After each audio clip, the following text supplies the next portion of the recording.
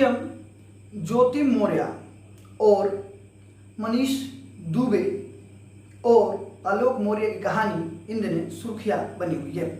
आलोक मौर्य जो एसडीएम ज्योति मौर्य का पति है, वो एसडीएम ज्योति मौर्य के सरकारी आवास पर जाता है 2023 में, 22 फरवरी 2023 में, कि मैं अपनी पत्नी को गिफ्ट दूंगा, सरप्राइज दूंगा। परंतु वो उस आवास पे देखता है कि कमांडेंट मनीष दुबे और एसडीएम ज्योति मौर्य ऐसे आपातकालीन स्थिति में पाए जाते हैं कि आलोक मौर्य शॉक हो जाता है और वो चिंतित पड़ जाता है। सोफे पे बैठकर सोचने लगता है और वो न्याय के लिए लगातार दरोगा, थाना, केस, मतलब हर जगह दौड़ता है और न्याय की भीख मांगता है। आइए आप सभी को बताते हैं आलोक मौर्य, ज्योति मौर्य और मनीष दुबे की कहानी क्या है, कैसे एसडीएम बनी और कैसे बेवफा हो गई, क्या है कारण, जानिए सच्चाई। एसडीएम ज्योति मौर्य जो चिरीगांव बनारस की रहने वाली हैं और वहीं आलोक मौर्य प्रयागराज घुमनगंज थाना का रहने वाला है। दोनों के परिवार मिलते हैं और आलोक मौर्य और ज्योति मौर्य की शादी 2010 में होती है। बता दें, आलोक मौर्य एक सफाई कर्मचारी है। वो नाला, ये कहिए झाड़ू पोछा लगाता है। उसके साथ साथ जब शादी होती है तो उसकी पत्नी ज्योति मौर्य कहती हैं कि मुझे पढ़ना है और वो पति का धर्म निभाता है और निभाने के प्रक्रिया में वो इलाहाबाद में एक कोचिंग संस्था में एसडीएम ज्योति मौर्य की एडमिशन कर देता है और ज्योति मौर्य अपना पीसीएस की तैयारी शुरू कर देती हैं और सारे चीज़ें सही चल रही थी, बहुत अच्छा से लाइफ चल रहा था। एसडीएम ज्योति मौर्य मेहनत और लगन से तैयारी कर रही थी।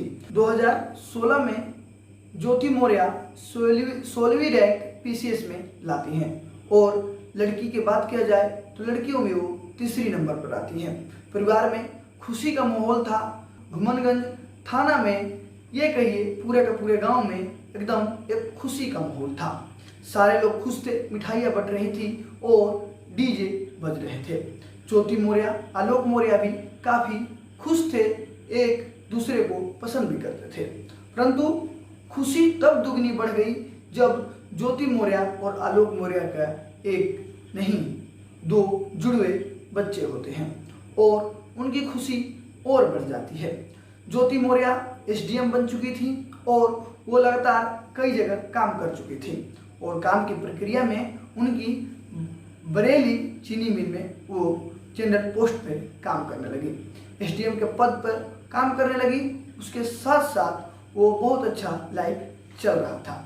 परंतु आलोक मौर्य ज्योति मौर्य के सरकारी आवास पर पहुंचते हैं और सिपाहियों से कहते हैं जो वहां पर ड्यूटी दे रहे थे कि बताना मत, हम सरप्राइज देंगे। वो अंदर जाते हैं और बेडरूम में देखते हैं कि 22 फरवरी 2023 को कि ज्योति मौर्य और मनीष दुबे जो गाजियाबाद जिला होम कमांडेंट है, वो एक ऐसी स्थिति में पाए जाते हैं कि उनका पति देखकर शॉक हो जाता है और पसीने छूटने लगते हैं। वो आकर सोफे पे बैठ जाता है और उसका मन विचलित हो जाता है और वो मीडिया के सामने आने की मजबूरी बताता है कि मैं कई जगह गुहार लगा चुका हूँ, न्याय की भीख मांग चुका हूँ, परंतु मुझे न्याय नहीं मिल रहा है।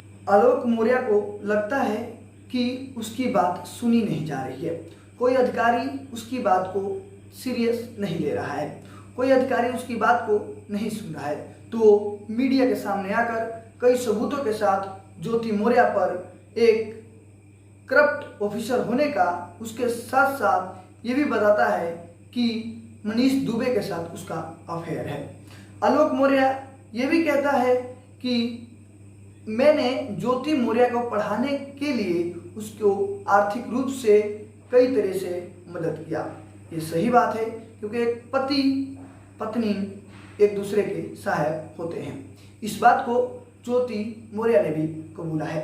अब ज्योति मौर्य ने आलोक मौर्य पर एफआईआर कर दिया है।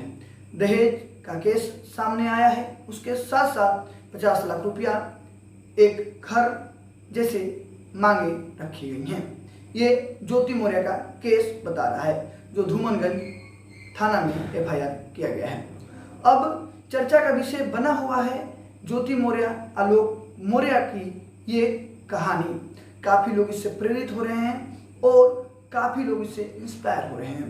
समाज में किस तरह के संदेश जा रहे हैं, लोग क्या सोचते हैं, खतर प्रतिक्रिया आती रहेगी। परंतु इस कहानी पर आप क्या सोचते हैं, आपकी क्या विचारधारा है? क्या कोई पति ज्योति मौर्य जैसे शख्स को एसडीएम बनाता है, उसके बावजूद वो उसे धोखा देकर मनीष दुबे जैसे बड़े ऑफिसर से फंस जाती है? इस बात में आप कितनी सच्चाई देखते हैं और आप किसको गलत मानते हैं? ये कोर्ट का न्यायालय का अधिकार में है कौन सही है कौन गलत है, परंतु ये विषय अभी चर्चा का बना हुआ है।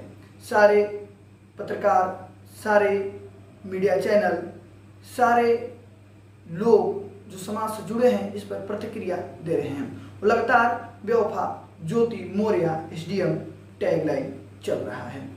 मैं था आप सभी का भाई तेजा और आप सभी देख रहे थे अपनी आवाज न्यूज। जय बिहार, जय हिंद।